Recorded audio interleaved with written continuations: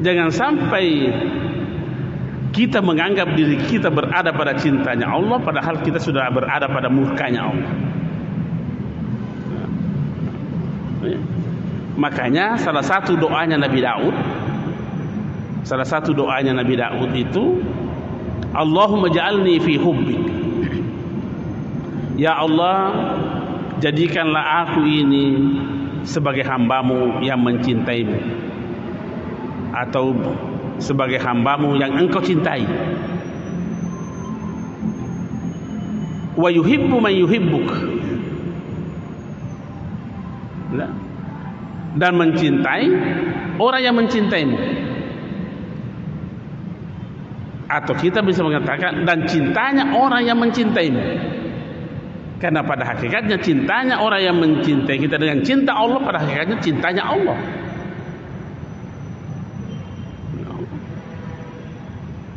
Apa lanjutan doanya Nabi Daud? Wa hubbi amalan yuqarribuni ila hubbi. Mencintai amalan yang bisa mendekatkan cintaku kepada cintamu.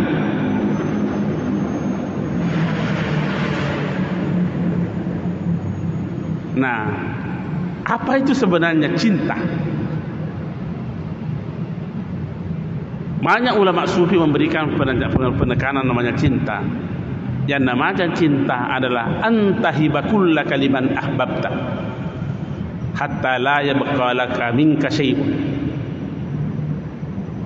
Kamu menyerahkan segalanya kepada yang engkau cintai, ya tentu kepada Allah.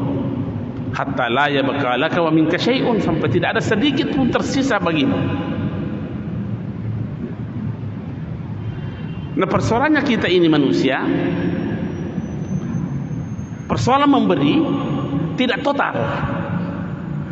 Tidak total kita memberi. Ya. Apa biasa contohnya tidak total kita memberi? Masih sering muncul ungkapan-ungkapan dalam diri kita berkata bahwa itu jina sukses ya saya kasih modal.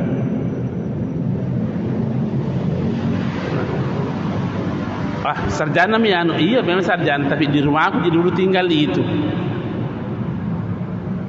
Ini tidak total memberi ini, dan tidak bisa dikatakan memberi seperti ini. Kenapa? Karena masih ada keterkaitannya pemberiannya dengan dirinya. Ketika masih ada keterkaitan diri kita dengan apa yang kita berikan, belum bisa dikatakan memberi. Belum bisa dikatakan memberi. Pak beri-beri cekku ya.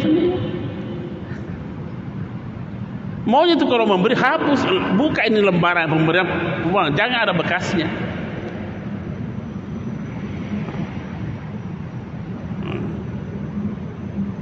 Antahibakullak.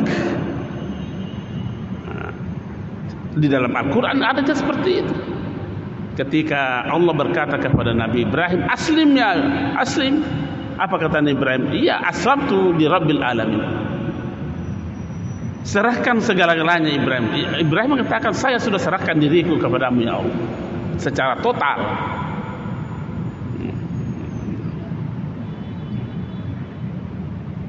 Nah,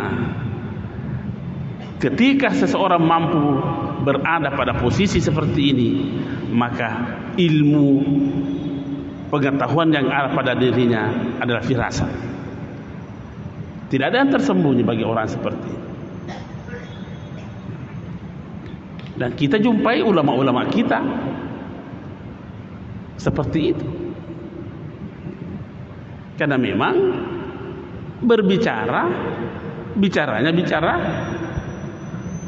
ilmu dari Allah,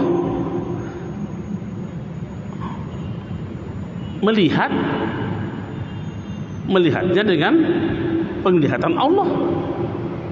Apa yang bisa tersembunyi?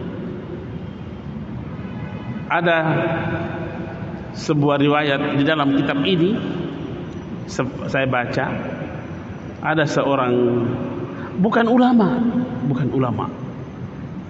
tapi tingkat keimanannya melebihi standar tinggi. Bukan ulama, Bukan ulama dalam pengertian pintar membaca kitab, banyak kitab, bukan di situ. Satu ketika terbentur kepalanya di pohon kurma. Terbentur pahalanya di pohon kurma. Berdarah. Darah itu tertuliskan Allah, Allah, Allah. Dan memang ukuran ulama kita kan bukan ulama yang banyak kitabnya, bukan ukuran ulama itu banyak kitabnya. Bukan ukuran itu yang pintar membaca kitab seperti kita ini. Bukan di situ ukurannya. Menurut pandangan Allah. Tapi kalau menurut pandangan kita, manusia ini ya namanya aku sudah pintar baca kitab, banyak kitabnya. Kalau itu ukuran, banyak.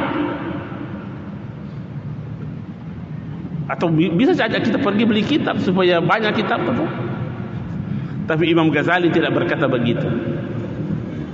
Laisal alimu man hafizal kitaba kullah. Bukanlah ulama yang banyak menghafal kitab. Kenapa? Fa iza nasiya ma hafizahu fasara jahilan. Karena kalau dia lupa apa yang sudah dihafal, mencaji ini terdongok-dongok.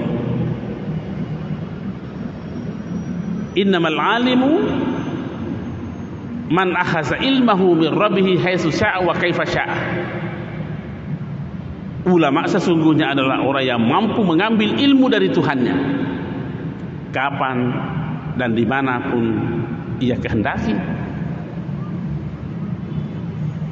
sehingga tidak ada akan mungkin mau terpeleset orang ini, karena ilmu Allah senantiasa menyertai dirinya.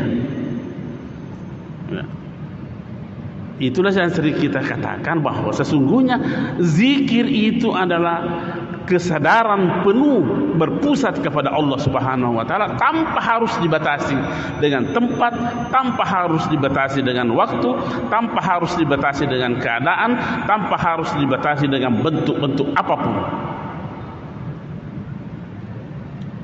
Ya. Itulah yang memiliki seperti itu adalah ilmunya, ada pada hakikatnya adalah ilmu Allah. Ya.